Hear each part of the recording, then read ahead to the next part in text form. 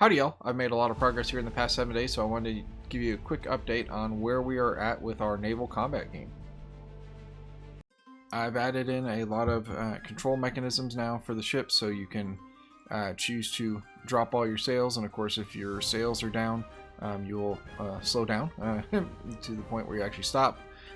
You can raise the main square sails, which will push you along for any tailwind, but you can also raise your slant sails, which will give you speed from any crosswinds that are coming in there.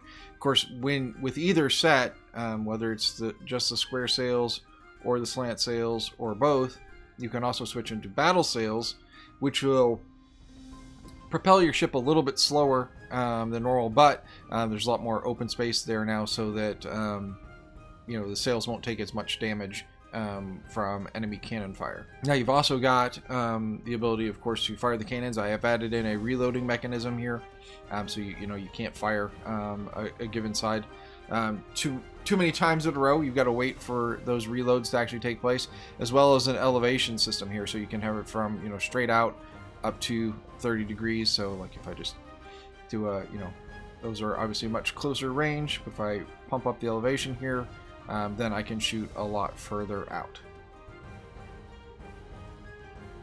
Alright, so amongst the changes that have been made now, the wind is actually powering the ships here, so I can see that, and the little compass view will let me know which direction the wind is going and the strength it's at.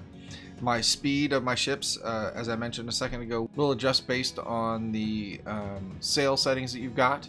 And then I have also added in now the combat system, so that as you actually hit in the enemy ships, it'll start to do damage. And the other thing you've probably noticed here is the camera controls. So as the ships get closer, the camera will automatically zoom in to give you a better view of what it is that is actually going on. The ships will take damage, and that damage will become apparent as the sails will start to get more ripped up and torn up, as well as the hull will actually take damage on it. The other thing that's not quite apparent looking at these particular screens is that cannons will actually get destroyed on ships. So as you start to damage your enemies more and more, they'll have less cannons to fire. Of course, obviously you will also have less cannons to fire. Then, of course, once you've done enough damage, you can actually sink the enemy ship. Alright, and next for me is to add in support now for the enemy ship to actually respond, instead of just having blindly sailing away on its course and letting you pound it. But that will be this week's effort. If you like this update, I would love it if you gave us a like and subscribe, and we will see you on the next one.